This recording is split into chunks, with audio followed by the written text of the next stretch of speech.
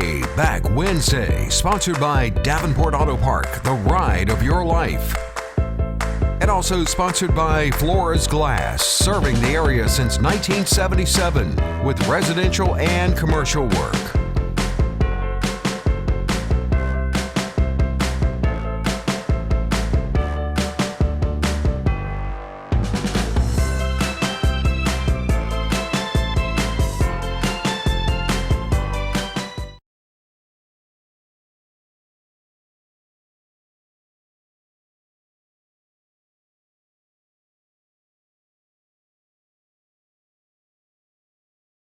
Welcome, folks, to another episode of Wayback Wednesday. I'm Randy Adcox. Glad you could be with us tonight.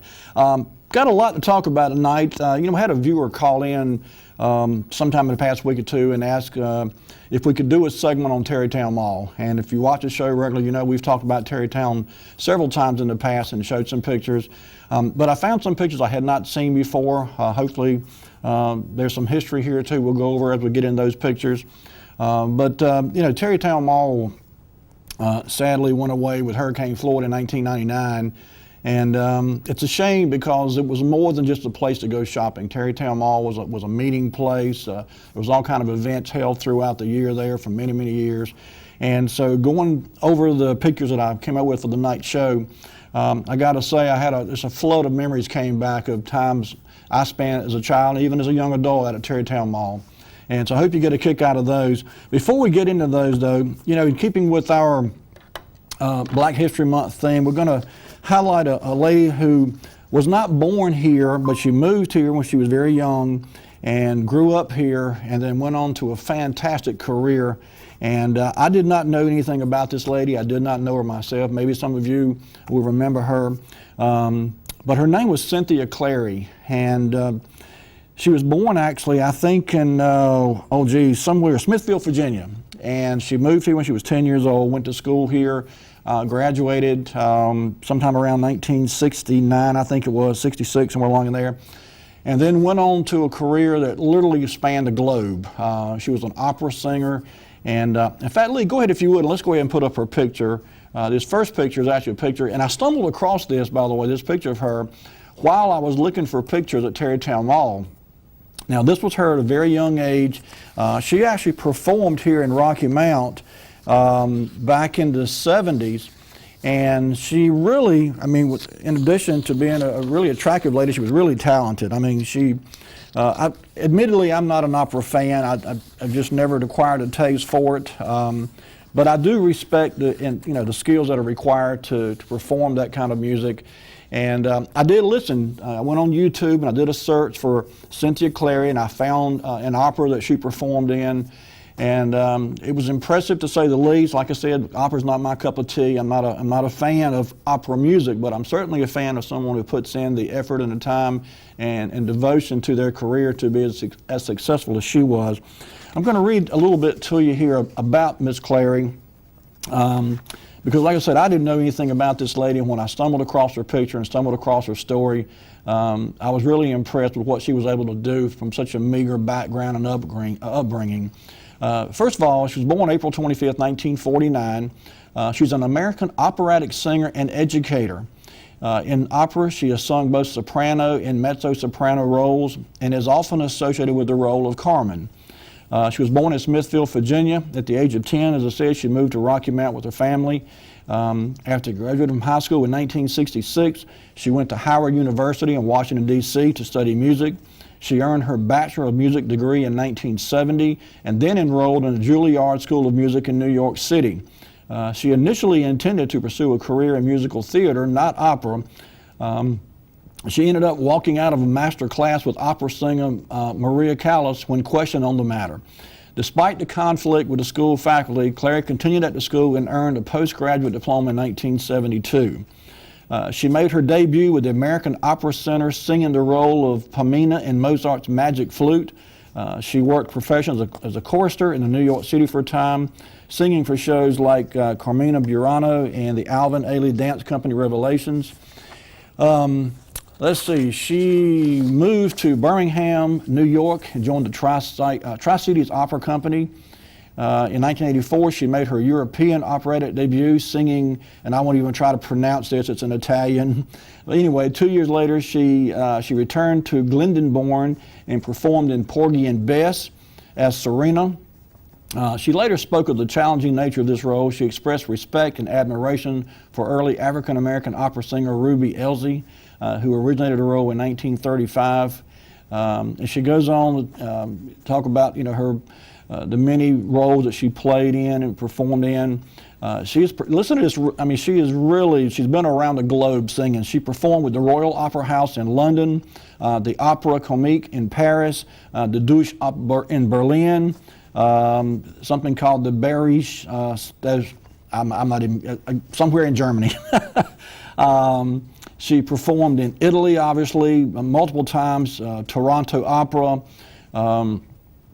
She's been included in several festivals around the world. Later in her career, she retired from performing and became a vocal coach. And that's what she's doing as her voice matured with age. Clary found that her vocal range had dropped about an octave. After quitting singing for a bit, she moved to Chicago and discovered cabaret. She began performing in the cabaret style, saying, "Opera is more technically difficult for a singer, but cabaret is up close and personal." So anyway, as I said, she had a really remarkable career that spanned several decades. She's still alive, living in Chicago, and she's a vocal coach now and teaches. I only found I found a lot of pictures of her. Most of them were from her earlier age. And this picture here, like I said, was taken back in the 1970s when she performed here at Rocky Mount Senior High School with the North Carolina Symphony. But the next picture, if you would, Lee, go ahead and put that up. And this is probably a more recent picture of her. And like I said, she just had a very illustrious career. And even though she wasn't born in Rocky Mount, she did grow up here and went to school here and then left here and certainly made a name for herself in a very demanding field, very technically complicated field of performing the opera. As I said, I'm not a fan, but I do understand and I appreciate how much effort it takes to be very good at that craft. And she was and is among the best in the world. So congratulations to Miss Cynthia Clary there. Okay, as I mentioned, we had someone call in to the station and ask about Tarrytown Mall. And, if you watch the show regularly, we've shown some pictures of the mall a few times over the years that we've been doing this.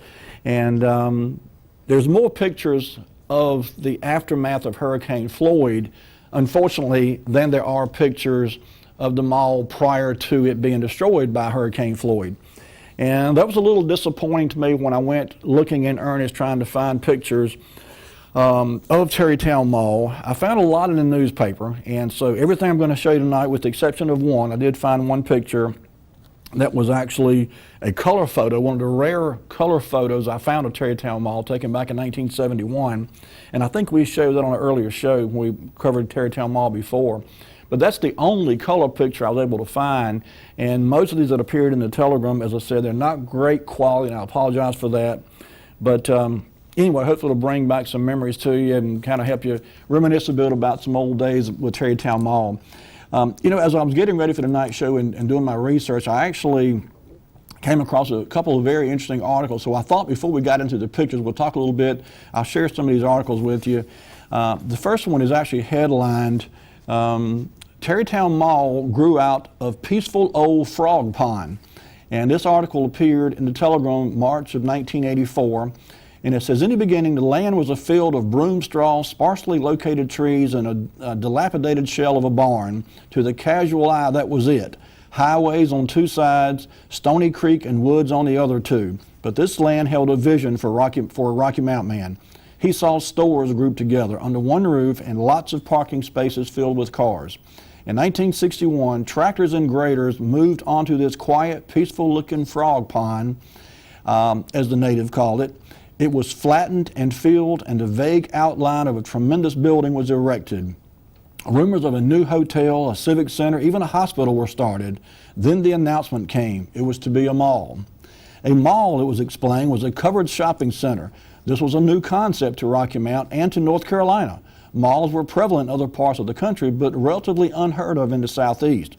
By September 1963, the land had been transformed. There was a building and a parking lot, and the first covered mall in North Carolina opened its doors to area shoppers. How many knew that Tarrytown Mall was the first mall in North Carolina? That's a bit of history there for you.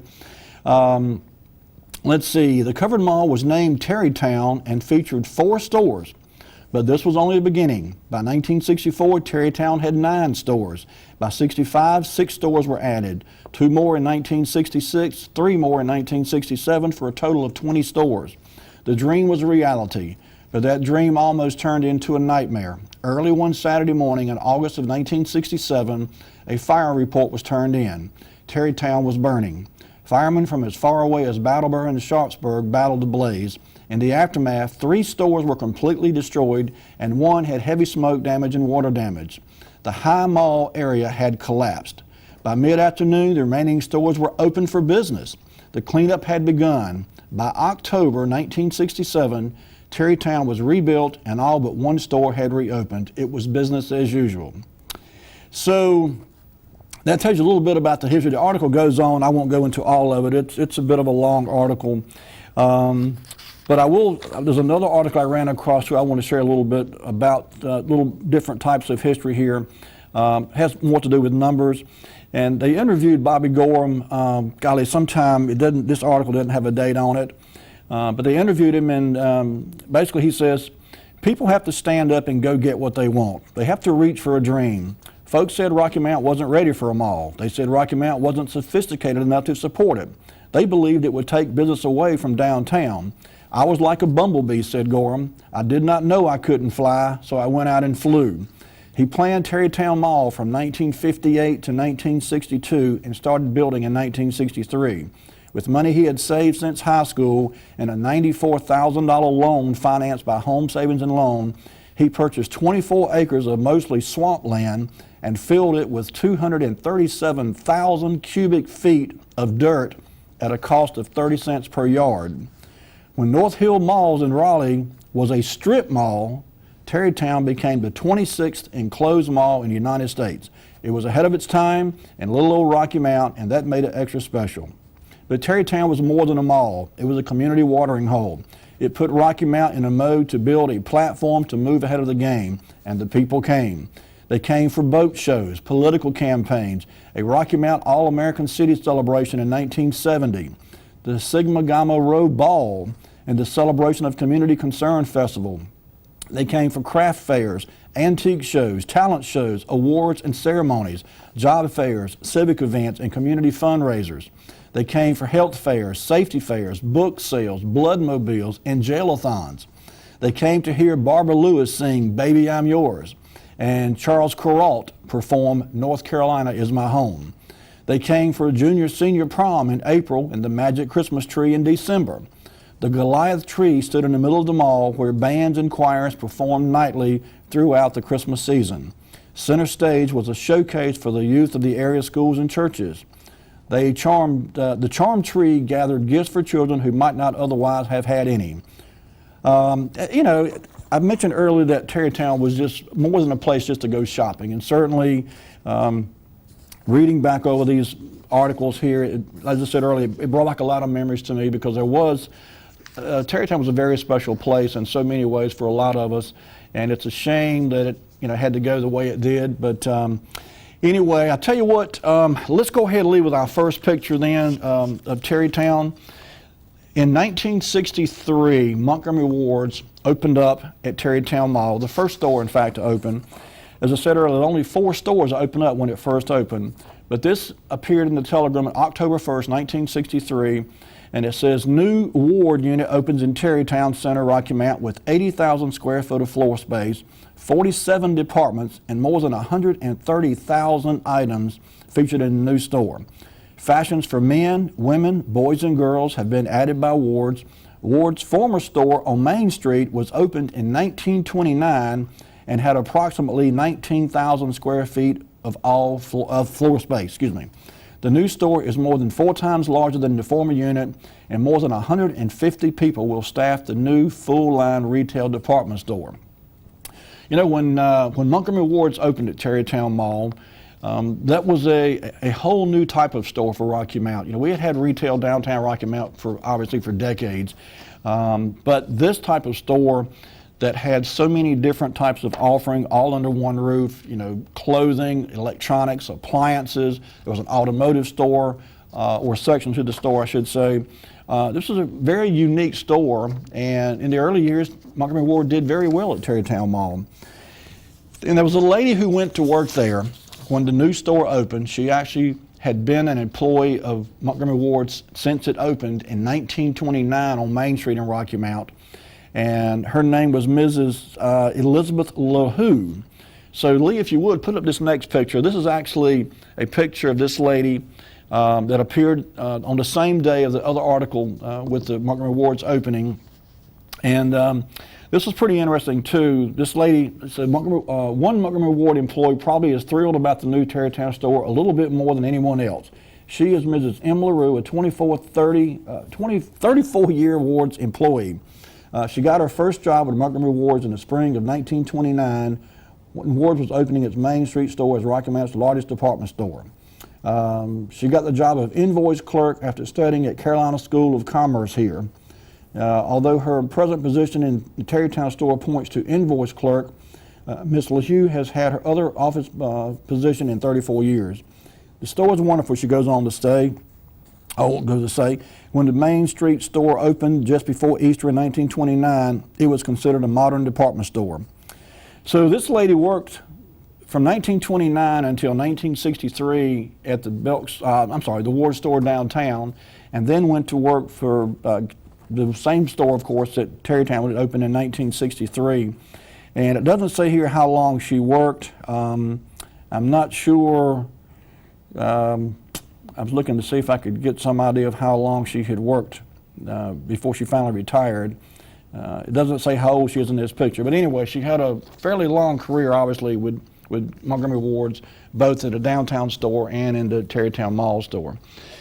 Let's go ahead to the next picture. As I said before, there's a lot of things that were going on with Tarrytown Mall from the very beginning. It was more than just a shopping area. It was somewhere you could go and socialize and take part of all kinds of events. And this picture was taken in June of 1965. It appeared in the Rocky Mount Telegram, and the caption reads, "Sidney H. Merritt," to the left, pauses as his wife receives her 85th June German favor from J. Bennett Jenkins, Carolina Cotillion Club Board of Governors Chairman.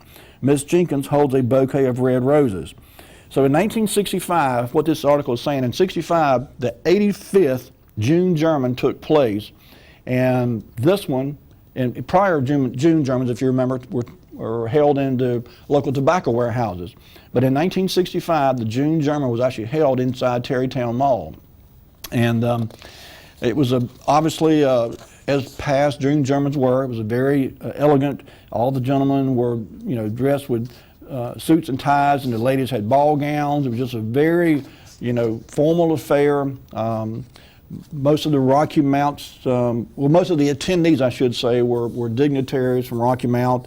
And it was a very big deal, as it had been for many, many years prior to this. This was the 85th June German when it took place in 1965 at Tarrytown Mall. Next picture, if you would, Lee. It says Carolina Cotillion Club President Larry Battle left with Ms. Battle and Vice President Frank Livesey with Ms. Livesey lead the figure to begin the 85th June German in Tarrytown Mall. So again, this was just one of the many events that took place inside Tarrytown over the years. It didn't have anything to do with shopping, obviously, but the mall, provided that kind of environment for these kinds of events. And over the years that Tarrytown was in operation, there were a multitude of events very similar to this on a wide variety of topics and special occasions. I just realized we're at time for our first commercial break, so Lee, let's go ahead and do that now. Folks, when we come back, we've got a lot more pictures to show you of Tarrytown Mall. We'll tell you a little more history about some of the things that took place out there, and we'll take your calls too, 407-1111. So don't go anywhere. We'll be right back with more Way Back Wednesday.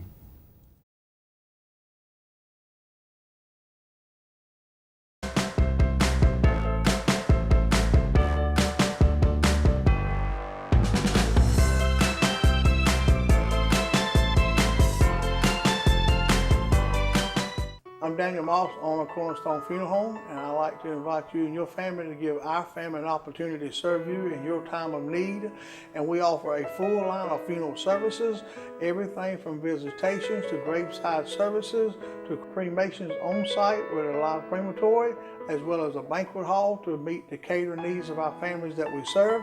We offer catering service, we offer refreshments prior to visitations and services of our family, and we want to invite you to come and experience the difference here at Cornerstone Funeral Home.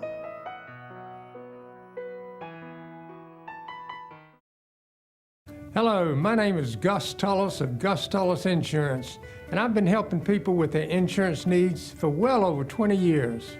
If you're turning 65 or you're currently on Medicare, I can help you make the best decision for the Medicare plan that will suit your needs.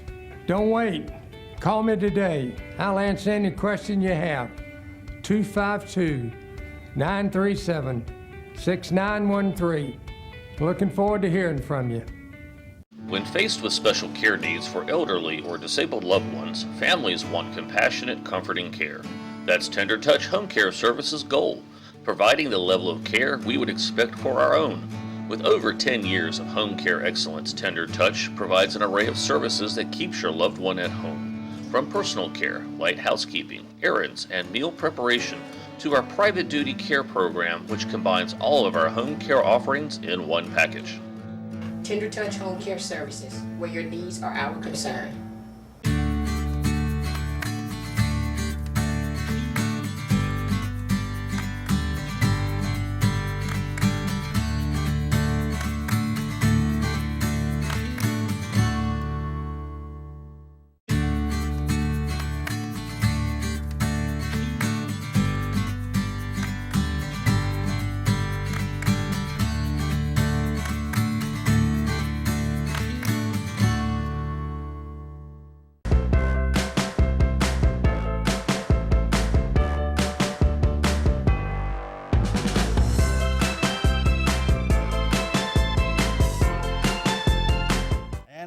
We're back. Folks, you're watching Wayback Wednesday. I'm Randy Adcox. You know, it's always a thrill to me to hear from you viewers. I love taking your calls, and I love hearing from you with your text and so forth. And during the break, I got a text from one of our regular viewers, Randy Harrell, who tells me that the show is coming in loud and clear down here in Bahia, Brazil.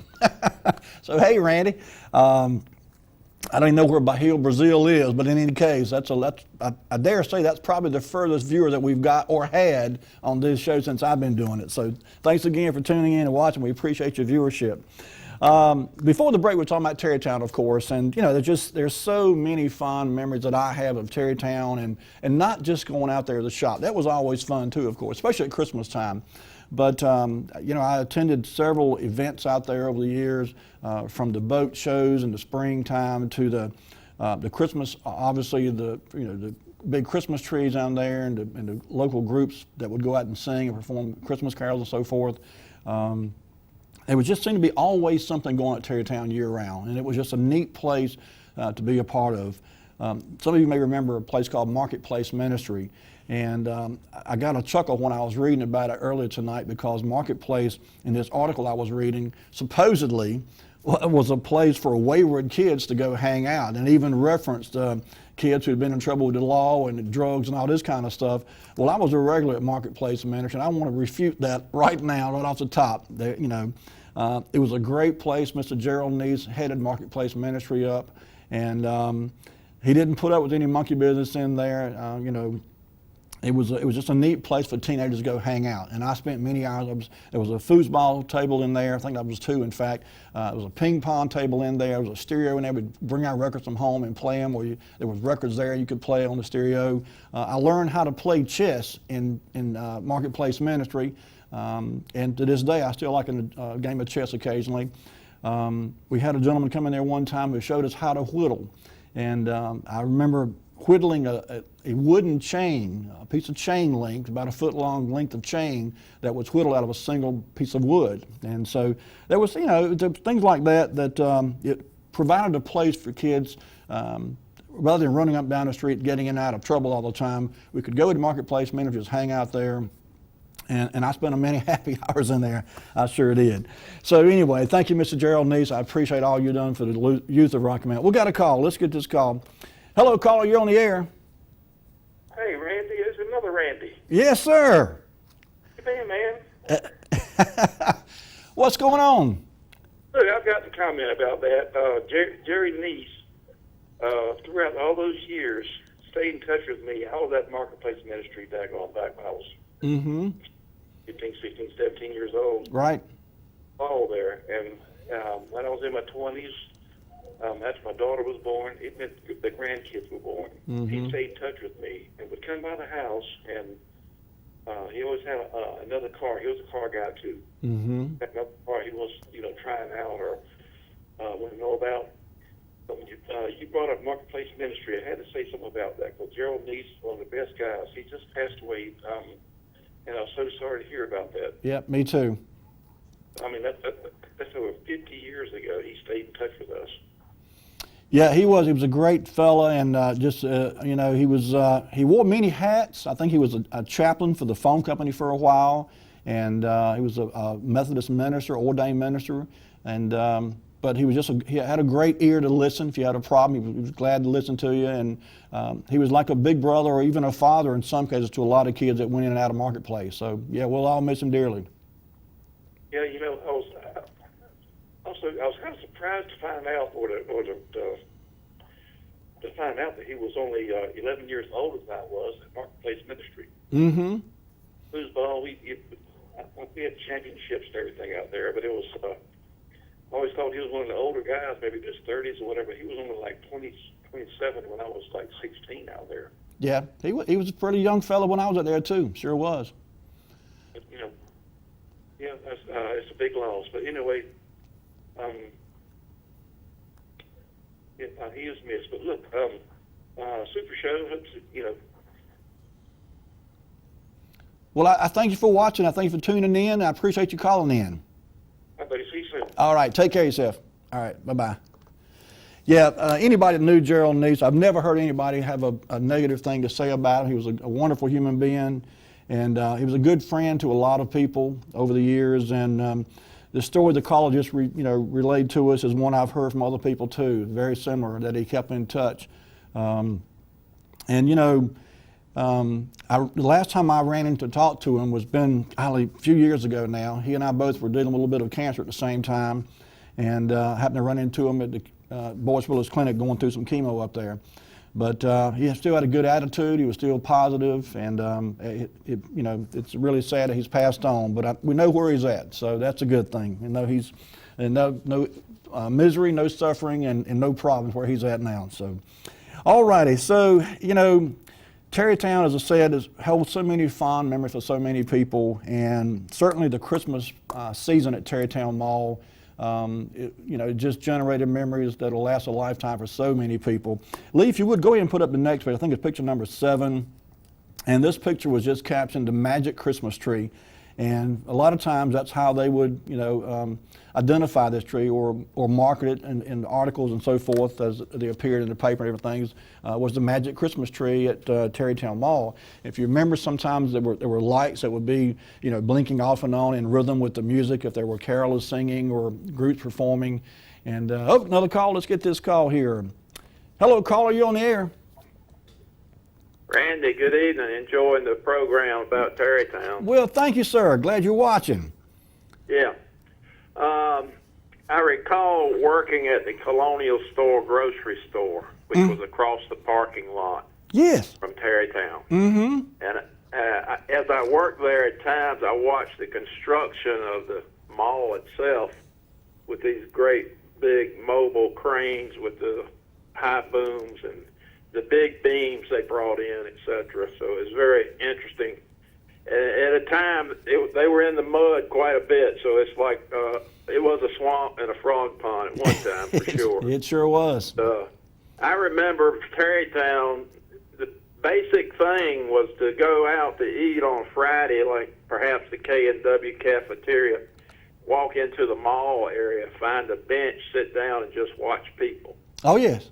Yep. So, great pastime. Of course, my high school had the junior-senior prom there, Then later, as an adult, participated in Scout Week and Scout exhibits at the mall. So a lot of good times. Just wanted to share that. I appreciate that. I sure do. Good to hear from you. Take care. Okay, bye-bye. Bye-bye. Yeah, Tarrytown Mall, for those that remember, and I'm really sad for those that never had the occasion or opportunity to go in Tarrytown and be a part of some of these festivities and some of these events that took place there, because it really was certainly everything that I remember as a child was very worthwhile, very, very fun to be a part of. Okay, Lee, let's go to the next picture then. This next one is 1967. And this, of course, is another view. You're standing in the mall looking south down. You see Montgomery Ward's in the background there, and you see the magic Christmas tree there. And this is how I remember Tarrytown Mall at Christmas. It was always packed. I mean, especially on the weekends. Friday night, all day Saturday, all day Sunday. Well, after the mall was open, after the store was opened at 1 o'clock on Sunday, we had the blue law back then, if you remember. But Tarrytown was just, I mean, when it went into operation, it immediately was a success. It brought shoppers in from all over eastern North Carolina, and there was nothing like it anywhere else. As I said, this was the first mall in North Carolina, and so it was a big deal. And Bobby Gorham, give the man credit. He had a vision that a lot of people didn't see and couldn't understand, but he brought it to fruition, and when he did, Rocky Mount was better for it, without a doubt. Okay, Lee, let's go to the next one if we could then. And this next picture is from 1967 also, in Whitney to Hobo. I say 67, I'm actually not sure. This picture was actually captioned sometime around 1967 was the way it was captioned. So I'm not exactly sure whether that article was correct. But WITN, and of course Whitney the Hobo was the clown, if you will, mascot for WITN. And some of you may remember Whitney's name was spelled W-I-T-N-E-Y, Whitney. And so, they would film the Whitney the Hobo show out at Tarrytown sometimes, and the local kids would get a chance to be on TV. And so again, this is one of many events that took place out of Tarrytown Mall that a lot of young people have some really fond memories of. And I just got another text from my friend Randy. It says, my dad used to spray paint the Christmas tree white at Tarrytown. That's another thing, when they brought the tree in, of course, it was green. It had to be spray painted. And I can't imagine what kind of quantity of paint it took to paint that thing white, especially how big they were, but still. That was something that was done every year when there was a Christmas tree brought in. It was painted white. Okay, Lee, let's go ahead then to the next picture.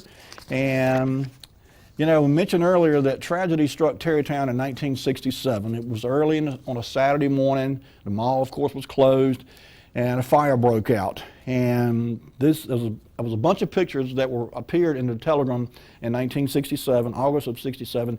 The fire actually took place, from what I've gathered, August the 12th.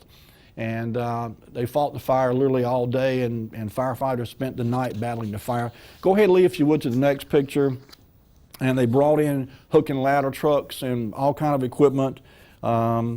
This caption here says, an aerial ladder truck flanked by cherry pickers are used to get firemen up over a roof in the firefighting effort at Tarrytown Mall this morning. A major fire that started at 7:30 a.m. swept through a section of the Tarrytown Mall area and left extensive damage. So again, this was August 1967. I think the fire actually took place on the 11th, and the firefighters fought it all day and into the next day, actually. Go ahead, Lee. We've got a lot to get through. Let's go ahead and kind of go through some of these. This caption reads, firemen battled Tarrytown blaze. Firemen battled the blaze that swept through a section of Rocky Mount's Tarrytown Shopping Center this morning. Top photos shows the firefighters. Oh, this was actually split into two sections, and the caption I kind of cut it off when the other picture was actually the top photo. But anyway, it goes on to say, top photo shows firefighters being hoisted to hose water onto the burning roof. The bottom photo, firemen worked from the roof in an effort to bring the fire under control. First report stated the fire inflicted extensive damage to 4 or 5 stores on the east side of the mall. Firefighting equipment from the Rocky Mount Fire Department and 5 Nash County volunteer departments were called to the scene. It was a big fire, obviously. Okay, Lee, let's go ahead then to the next picture. And This shows a fireman at work. Jeff Akery, member of the Rocky Mount Fire Department, is shown fighting a Tarrytown Mall fire from the roof of Rose's store. Akery had scant praise for the fact that Saturday marked his first anniversary. So on his first wedding anniversary, the poor fellow's out fighting a fire on the roof at Tarrytown Mall. So much for celebrating your wedding anniversary. And then the last one in this sequence, article appeared. It's tired firemen stay at post all night. Bob Gorham promises full restoration. And you know, a fire like this of this magnitude would have put a lot of places out of business. It would have crippled a lot of other types of business and industry. But Bob Gorham was not to be dissuaded from his vision, and so he promised the city that Tarrytown would be rebuilt.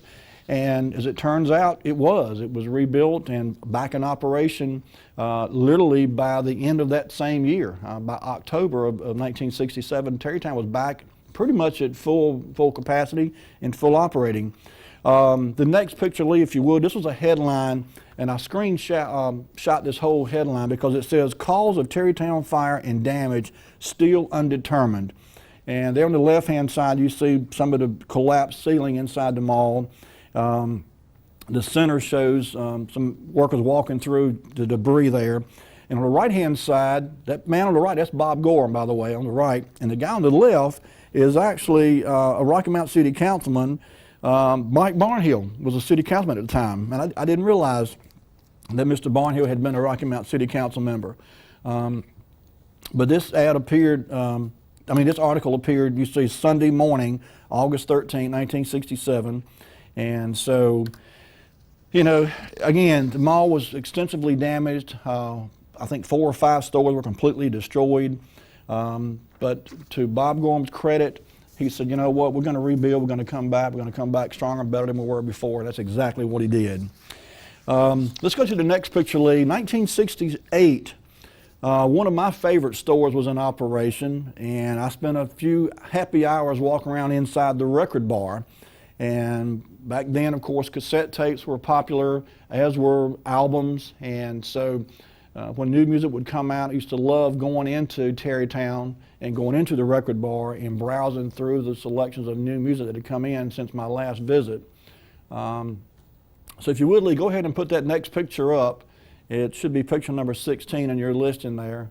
And this is just it's an article, not article, but an advertisement that appeared in the Rocky Mount Telegram in 1968, and it says, "Complete selection of all music, folk, rock, jazz, classical, international, country and western, comedy soundtracks.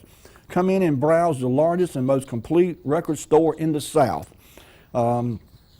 This store had it all, and in addition to the music, they sold a wide variety of other things too. And I used to love going to see it as the new stuff came in. It was a neat store to browse around in. Okay, Lee, let's go. Picture number 17, August of 1970. This was a store I could not remember this store, frankly. I may have been in it, just don't recall. Keeper of the Linen opens. Rocky Mount Mayor John T. Minges there in the center. Attacks with glee the ribbon-cutting Wednesday that formally opened a new store in Tarrytown Mall. Shown with the mayor, the ceremony opening of the new linen shop called Keeper of the Linen are Mrs. Gladys Stiltner left and Mrs. Marjorie Trueblood of Keeper of the Linen, and George Brazel, general manager of the Tarrytown Mall. So in 1970, Tarrytown was certainly still growing. It was expanding. There were more stores coming online. It had, completely recovered from the fire of 1967. And by 1971, go ahead and leave this next picture. This was the only color picture I've been able to find of Tarrytown Mall. And this is looking, of course, into Roses from the mall entrance. And this is a general area where the Magic Christmas tree would appear, of course. And I just have so many fond memories of standing right here in this location inside the mall. And this is a great picture. If anyone knows of any color pictures of the inside of Tarrytown Mall or the stores, I would love to see them. I've got a growing collection of photographs of Tarrytown, and I would love to add to my collection. So if anyone's got any color pictures or knows where there are any color pictures of Tarrytown, especially the interior, let me know. I'll tell you what, Lee, bring it back to me. Let's go to our next commercial break. When we come back, we've got a lot more to share with you folks. And so we'll do that right after these messages. So if you've got to take a little bathroom break or get a little snacky poo, go ahead and take care of a little business right now. We'll be right back with more Way Back Wednesday.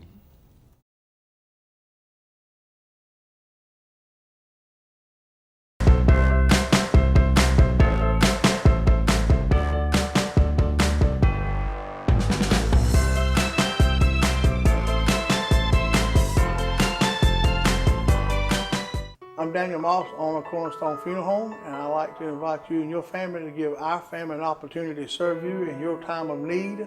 And we offer a full line of funeral services, everything from visitations to graveside services to cremations on site with a live crematory, as well as a banquet hall to meet the catering needs of our families that we serve. We offer catering service, we offer refreshments prior to visitations and services of our family, and we want to invite you to come and experience the difference here at Cornerstone Funeral Home.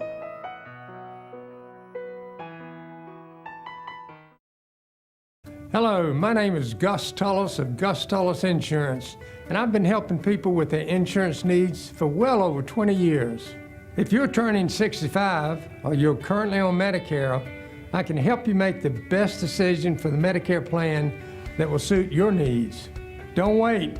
Call me today. I'll answer any question you have. 252-937-6913. Looking forward to hearing from you. When faced with special care needs for elderly or disabled loved ones, families want compassionate, comforting care. That's Tender Touch Home Care Services' goal, providing the level of care we would expect for our own. With over 10 years of home care excellence, Tender Touch provides an array of services that keeps your loved one at home. From personal care, light housekeeping, errands, and meal preparation, to our private duty care program, which combines all of our home care offerings in one package. Tender Touch Home Care Services, where your needs are our concern.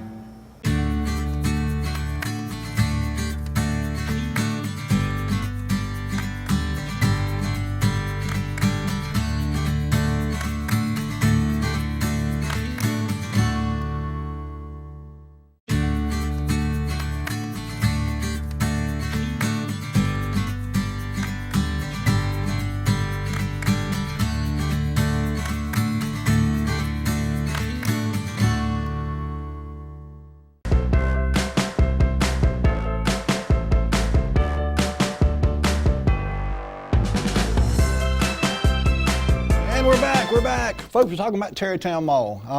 You know, I've said before, my memories of Tarrytown started from the 1960s. We moved from over off Falls Road over to Inglewood, literally a few blocks from Tarrytown Mall back in 1967. And so I had been to the mall prior to that, obviously. But when we moved over into the Inglewood area and I was able to ride my bike to Tarrytown Mall, that opened up a whole new world for me.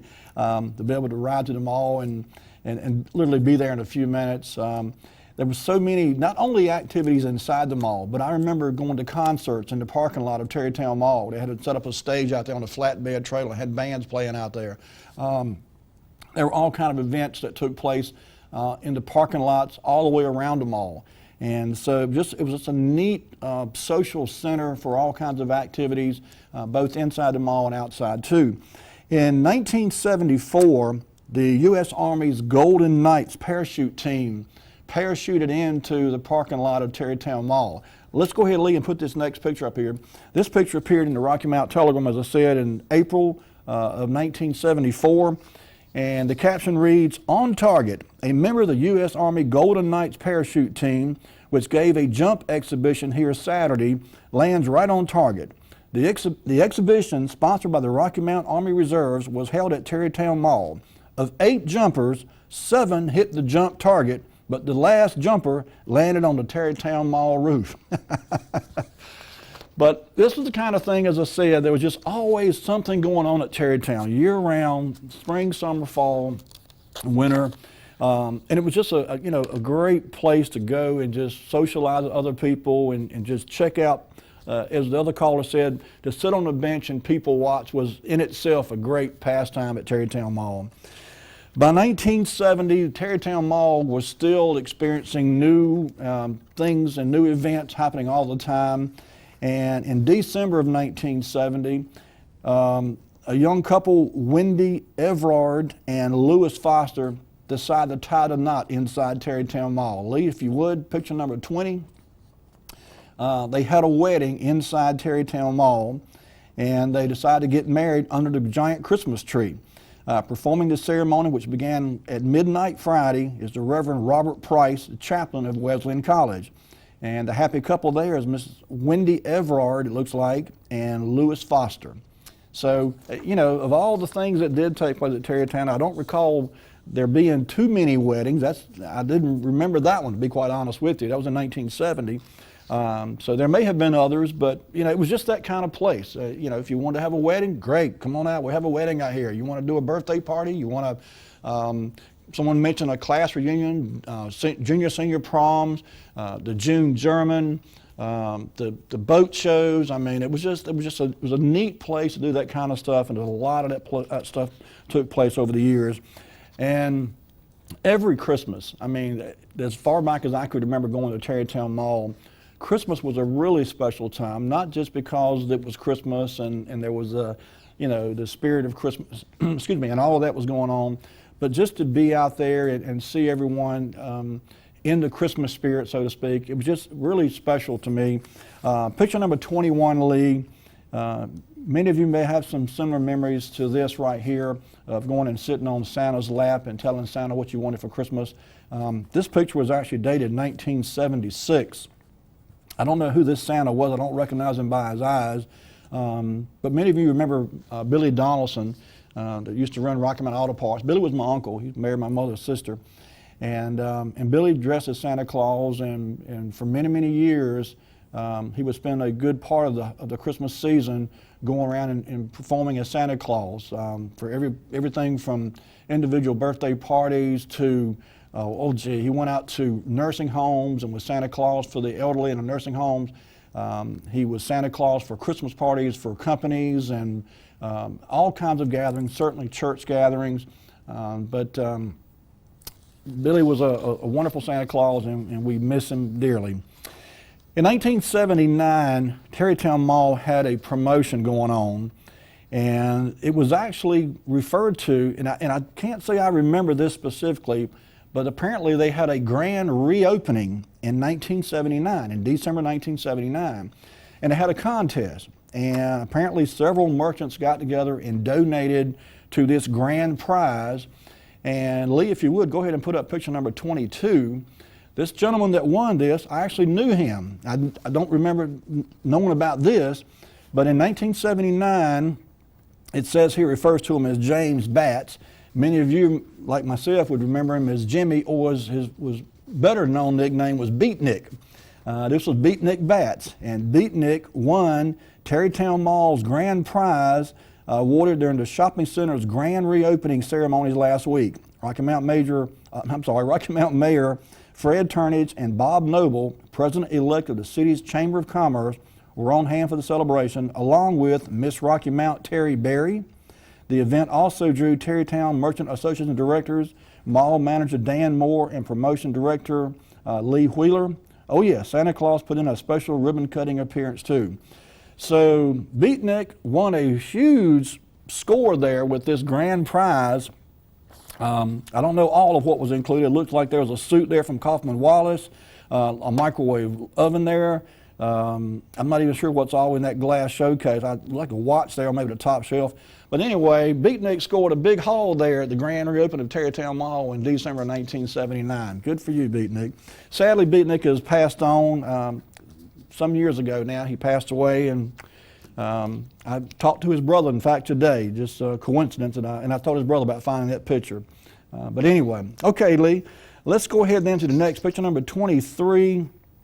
Planters Bank opened up in Tarrytown Mall, and you know, we talk about Tarrytown Mall, we think immediately of the stores inside the mall itself, but there were obviously stores outside the mall. There were restaurants in the parking lot of the mall out there. and someone mentioned a Colonial store, and there was certainly the bank, and all this was kind of under the overall umbrella, if you will, of Tarrytown Mall. But this was this was kind of a first. There were other bank drive-through, obviously, but I mean, to have a bank drive-through in a shopping center was pretty convenient. So, you go through the drive-through and get some money, go to the mall and go shopping, all right there together. Okay, 1982, Lee, if you would, the next picture says Pete Perry left, holds the basket steady as Mayor Fred Turnage reaches into it to pick the winner of a 1982 Chevrolet Chevette. The drawing, sponsored by the Rocky Mount Senior High Marching Band Boosters Club, was held at Tarrytown Mall. As I said, there were so many different events took place inside Tarrytown Mall, and fundraisers were a regular occurrence out there. There was all kind of money raised for a wide variety of events and organizations and different causes.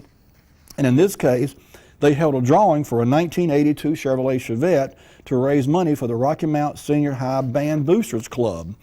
And as it turns out, Lee, go to the next picture if we could, please. The winner of that drawing was this gentleman here, Raymond Lay, L-A-Y. Raymond Lay left accepts the key to the 1982 Chevette he won from Dennis Sawyer of the Rocky Mount Senior High Marching Band Boosters Club.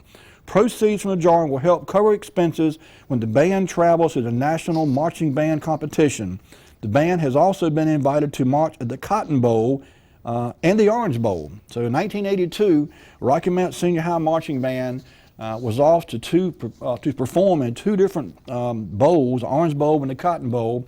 And I don't know how much money they raised, but they raised enough to buy and sell an automobile, or buy and give away, I should say, an automobile. So, and Tarrytown Mall, of course, was the ideal location to have the drawing and have everything associated with it. Okay, Lee, picture number 26, if you would. And this is actually an ad that appeared in February of 1984. And it's the boat show. I mentioned earlier the boat show. This was an annual thing at Tarrytown Mall. They bring in, the newest boats from several different manufacturers, and have all kind of, all kind of events that were part of that. I remember them setting up a tank in the middle of the mall floor and stocking it with trout, and you could get a little fishing pole with a string on it and put a piece of corn on it and catch trout. Oh, we got a call. Let's get this call. Hello, caller. You on the air? Just a quick question. Sure. You know where the name Tarrytown came from? Was it a part of Rocky Mount? Was it a neighborhood or an area of Rocky Mount? Where did the name Tarrytown come from? That's a great question. I've never heard, honestly. There's a Tarrytown, New York, and someone said many years ago that maybe Bobby Gorham knew something about Tarrytown, New York, or maybe he had been there. I've never been able to confirm that, so honestly I don't know, but that's the only other use of that name I've ever heard was Tarrytown, New York.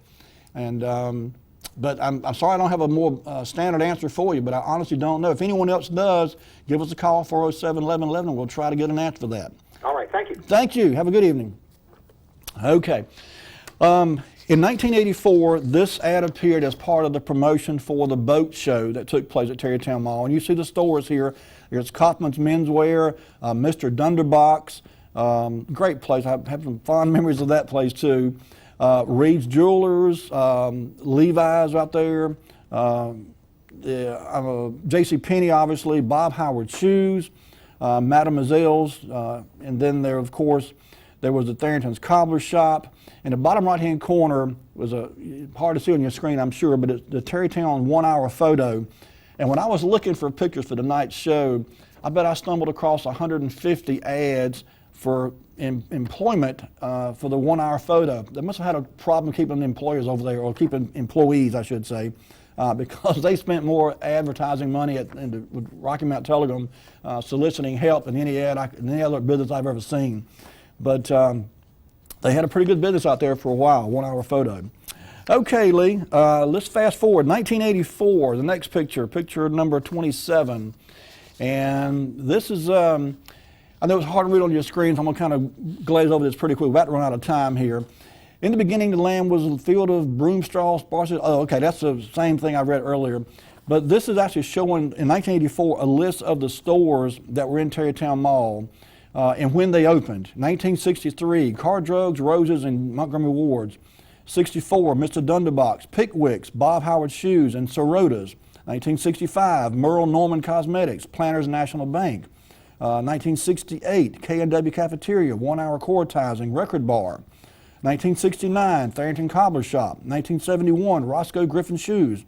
1972, Rosenblum Ladies Store. 1973, Zales Jewelers. 1975, Tarrytown Opticians. 1976, J.C. Penney. 1977, The Peanut Shack, D.A. Kelly's, Reed's Jewelers, The Junction, Carousel Gifts, The Earring Tree, and A Cut Above. 1978, Added Attractions, B. Dalton's Bookseller, Reflections, and Sports Shop. And if I'm not mistaken, that sports shop was opened up by Jim Clack. Also the Snack Bowl, All Seasons, and Saslow Jewelers, all of those opened in 78. In 1979, Music Land, Lerner, Choosy Chicken, and Once Upon a Time. In 1980, KB Toy, GNC, Shirt Tails, Shoe Show, Sugarfoot, Coppman's. In 1981, Italian Pizzeria, Mademoiselle's. In 82 was Clack's, okay, here's Clack Sporting Goods in 82. I'm sorry, I was mistaken.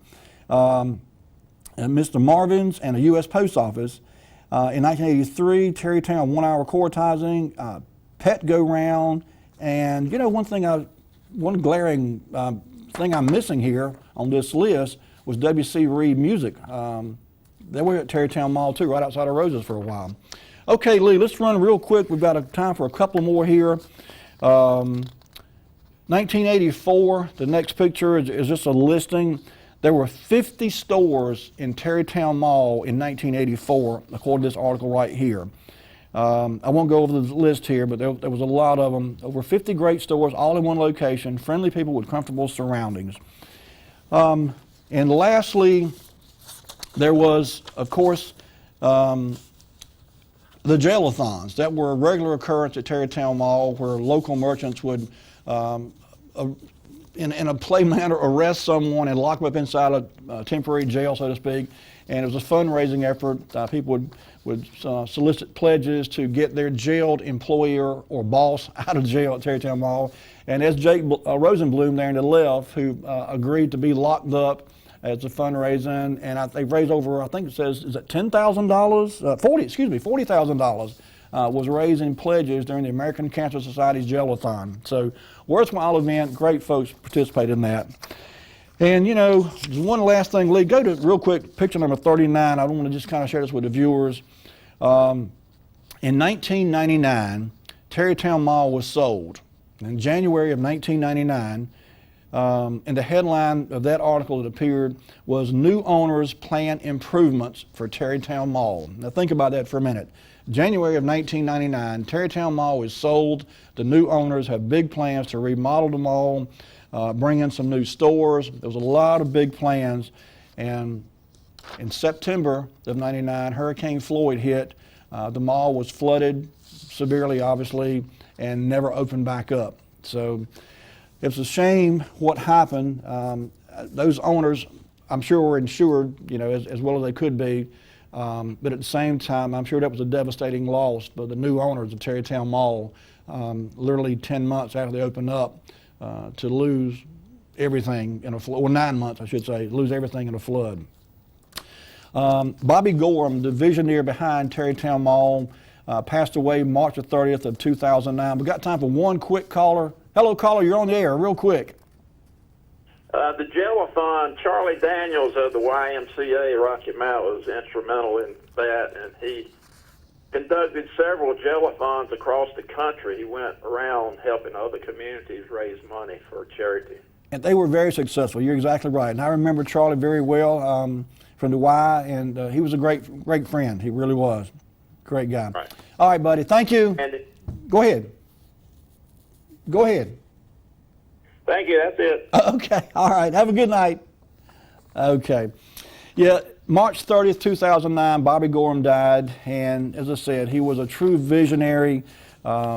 He did something that a lot of folks couldn't believe could be done. And he did it in a way that, you know, put Rocky Mount on the map in many ways. Lee, bring it back to me. Folks, that's all the time we got now. I want to thank you so much for viewing tonight's show. I want to thank those who called in, and I appreciate your viewership as always, and I appreciate your input on the show. I do this for you. It's my pleasure to have you watch us each week.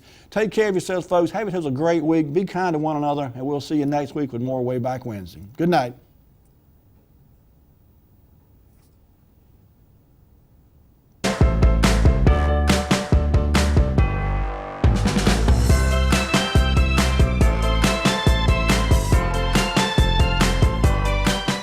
I'm Daniel Moss, owner of Cornerstone Funeral Home, and I'd like to invite you and your family to give our family an opportunity to serve you in your time of need. And we offer a full line of funeral services, everything from visitations to graveside services to cremations on site with a live crematory, as well as a banquet hall to meet the catering needs of our families that we serve. We offer catering service. We offer refreshments prior to visitations and services of our family. And we want to invite you to come and experience the difference here at Cornerstone Funeral Home.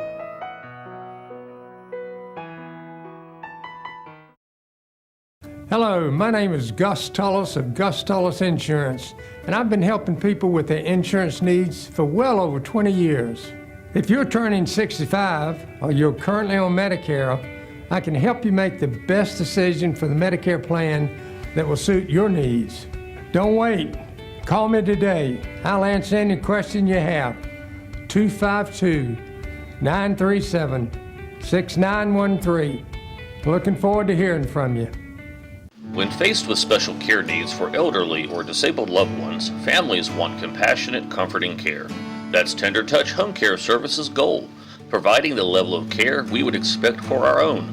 With over 10 years of home care excellence, Tender Touch provides an array of services that keeps your loved one at home. From personal care, light housekeeping, errands, and meal preparation, to our private duty care program, which combines all of our home care offerings in one package. Tender Touch Home Care Services, where your needs are our concern.